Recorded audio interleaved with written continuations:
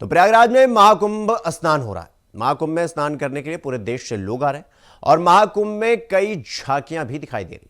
और इस बीच गुजरात से श्री आदे माता धर्म जागरण अमृत कुंभ महोत्सव ने फरवरी 2024 से ये शुरू हुई थी और प्रजापति समाज धर्म द्वारा ये रथ यात्रा का समापन हुआ और महाकुंभ मेले में 31 जनवरी को मां गंगा को 251 फीट की चुनरी अर्पित की जाएगी।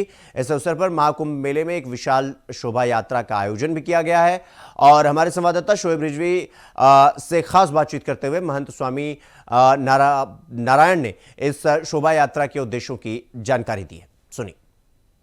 की रेती पर जो महाकुंभ आयोजित हो रहा है उसमें देश दुनिया के अलग अलग हिस्सों से साधु महात्मा श्रद्धालु लगातार आ रहे हैं। उनके अपने अपने तरीके हैं, अपने अपने तरीके से वो भगवान को याद कर रहे हैं। गुजरात से बाकायदा एक शोभा यात्रा लेकर के निकला एक जत्था है जो कुंभ के अरैल इलाके में अपने शिविर में रुका है, जो 31 तारीख को यहाँ पर शोभा यात्रा का एक तरह से विसर्जन करेगा। आप देख सकते हैं कि ये जो मूर्ति है ये शोभा यात्रा के रूप में इसको लेकर के गुजरात से चले हैं स्वामी राम नारायण जी, उनके साथ कई साधु संत। हम उनसे बात करेंगे इसके पीछे मकसद क्या है, कहाँ गुजरात से कहाँ से आपकी शोभा यात्रा शुरू हुई।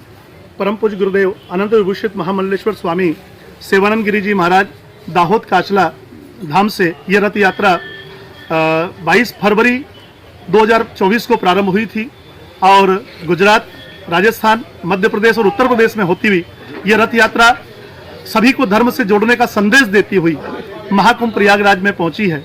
अच्छा, ये गुजरात में किस तरह का रिस्पांस था और प्रदेशों में कैसा रिस्पांस था? बहुत सुंदर। जहां जहां ये रथ यात्रा गई तो ये रथ यात्रा संत शिरोमणि श्री आदे माता प्रजापति समाज के एक धर्मगुरु है जिसने भक्तराज प्रहलाद को दिव्य ज्ञान प्रदान किया था बिल्ली के बच्चों को माध्यम बना करके। जलते हुए निमाड़े के अंदर से जो बर्तन पकाए जाते हैं, आवा पकाया जाता है, उस आवे के अंदर बिल्ली के बच्चों का एक मटका, जिसने मटके में बिल्ली के बच्चे दिए थे, वो भूल में से वो मटका अंदर रख दिया गया था।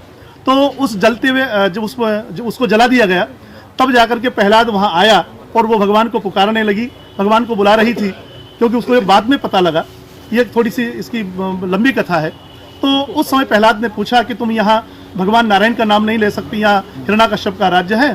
तो उसने कहा कि भगवान नारायण के सिवा मेरा जो एक भूल हुई है, जो मेरे ऊपर कलंक लगने वाला है, वो भगवान नारायण के अलावा कोई मिटा नहीं सकता। अच्छा, इसका मकसद क्या है शोभा यात्रा का अलग अलग प्रदेशों में ले जाना? हाँ, जिस प्रकार से सभी संत महात्माओं का पूरे न्यातियों में, समस्त न्यातियों में प्रत्येक संत महात्माओं का प्राकट्य हुआ है, ऐसे ही प्रजापति न्याति में संत शिरोमणि श्री आदे माता का भी प्राकट्य हुआ है।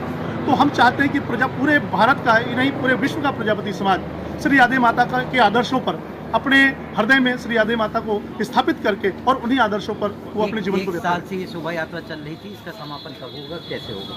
ये रथ यात्रा एक वर्ष से प्रतिवर्ष चल रही थी और महाकुंभ में ये रथ आया है और 31 जनवरी को श्री आदे जयंती महापर्व मनाया जाएगा और उसी पर 251 फीट चुनर भी मां गंगा को समर्पित की जाएगी और 251 कलश के द्वारा इसका महासमापन किया जाएगा। एक लंबी यात्रा के बाद ये शोभा यात्रा इस महाकुंभ में आ चुकी है। 2025 का महाकुंभ कई मायने में अपना इतिहास समेटे हुए है। उसमें गुजरात से आई 1 साल तक चलने वाली ये शोभा यात्रा का भी समापन होगा। तो कह सकते हैं कि संगम नगरी तमाम इतिहास को समेट रहा है और जिस तरह से श्रद्धालु लगातार आ रहे हैं, गुजरात का ये जत्था भी अपने आप में एक तरह से कीर्तिमान बना रहा है और जिस तरह से माँ गंगा के लिए स्पेशल इन्होंने एक चुनरी बनाई है वो उनको 31 जनवरी को समर्पित करेंगे। कैमरामैन सचिन प्रजापति के साथ शोएब रिजवी, इंडिया वॉइस। तो साधु संतों की सबसे बड़ी संस्था अखिल भारतीय अखाड़ा परिषद ने प्रयागराज महाकुंभ में 27 जनवरी को धर्म संसद आयोजित किए जाने का ऐलान किया। ये धर्म संसद सेक्टर 17 में कथावाचक देवकी नंदन ठाकुर के पंडाल में होगी और इस धर्म संसद में मुख्य रूप से 2 मुद्दे रखे जाएंगे। पहला मुद्दा होगा देश में सनातन बोर्ड का गठन किया जाए और दूसरा मुसलमानों के वक्फ को खत्म किया जाए। इस धर्म संसद में सभी अखाड़ों के पीठाधीश्वर और महामंडलेश्वरों के साथ ही अलग अलग संप्रदायों के दूसरे प्रमुख संत महात्माओं को बुलाया जाएगा और संघ और राजनीति से जुड़े हुए किसी भी व्यक्ति को इस धर्म संसद में नहीं बुलाया गया है। गोरक्ष पीठाधीश्वर और यूपी के मुख्यमंत्री योगी आदित्यनाथ की व्यस्तता को देखते हुए फिलहाल उन्हें आमंत्रित नहीं किया गया है। धर्म संसद के आयोजन के लिए वरिष्ठ संतों की 5 सदस्यीय कमेटी गठित की गई है। इस कमेटी में अखाड़ा परिषद के अध्यक्ष महंत रविंद्रपुरी के साथ ही आनंद अखाड़े के पीठाधीश्वर बालकानंद गिरी और जूना अखाड़े के वरिष्ठ महामंडलेश्वर स्वामी यतीन्द्रानंद गिरी और उदासीन अखाड़े के हरिचेतनानंद जी और मशहूर कथावाचक देवकीनंदन ठाकुर को भी रखा गया है।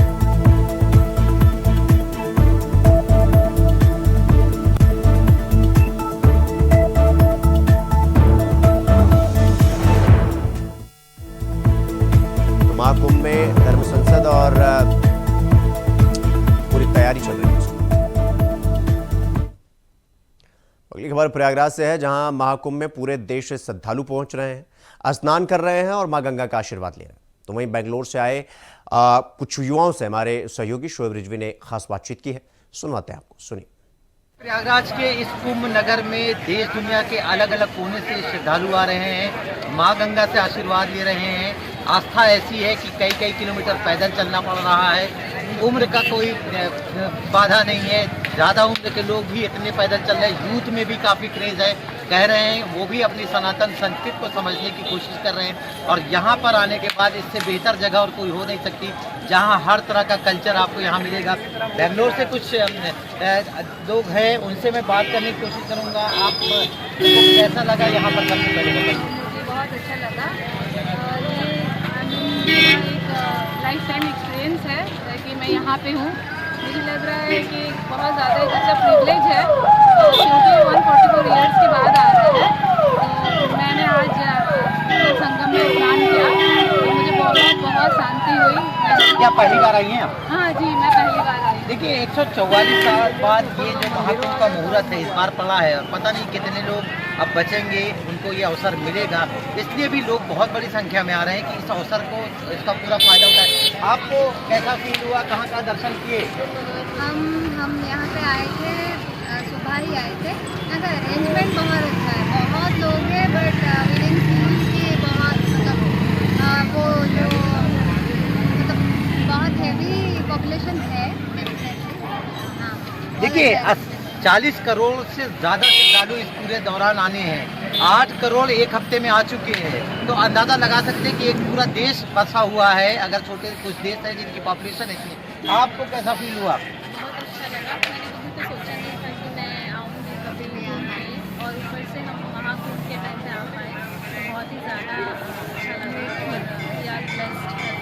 अच्छा, एक चीज़ बताइए, आपने अपने घर में, अपने परिवार में सुना होगा, बहुत से लोग कुंभ आकर गए होंगे, उनसे इस तरह की बातें हुई, उन्होंने जो बताया था, अब जब आप खुद फील कर रही, कैसा लग रहा है? बहुत ही ज़्यादा अच्छा लग रहा है। मैं सच में मोदी जी और योगी जी को रियली मतलब मुझे बहुत अच्छा लग रहा है। इतना अच्छा अरेंजमेंट किए हैं, क्योंकि इतना रश, इतना क्राउड को मैनेज करना है। हम लोग हर जगह सेम फील कर रहे हैं। देखो, हम लोग 3 लड़की है, सिर्फ एक ही लड़का है, और वो भी कर्नाटका से है, तो वो भी इंजॉय कर रहा है। वो फर्स्ट टाइम इस साइड आया है, साउथ को छोड़ के, तो मतलब उसे भी इतना अच्छा फील हो रहा है। तो really I want to thank. आपके घर वालों ने जो कुछ बताया था, क्या कुछ वही कुछ चीज़ें देखने को मिली हैं? हमको हमेशा ये पता है कि कुंभ में बहुत भीड़ है, बहुत भीड़ रहेगा, क्यों जाना है, बाद में चले जाना तो मंदिर अच्छा घूम लोगे। पर इस बार सच में मेरा फर्स्ट टाइम आई हूँ मैं यहाँ पे, और मुझे वैसा लगा भी नहीं है, कहीं पर भी नहीं लगा कि हम कहीं बहुत ज़्यादा भीड़ है कहीं। हाँ, डेफिनेटली भीड़ है, बट अरेंजमेंट उसी हिसाब से बहुत अच्छा है। कि आपने कई मंदिर के दर्शन किए, यहाँ कई ऐतिहासिक मंदिर किए हैं।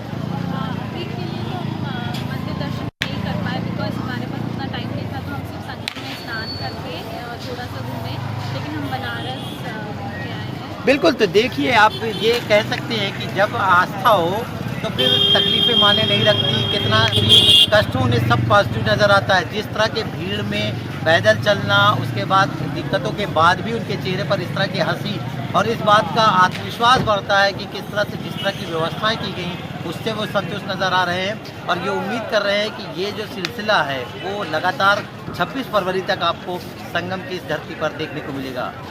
कैमरामैन सचिन प्रजापति के साथ शोएब रिजवी, इंडिया वाइज, प्रयागराज।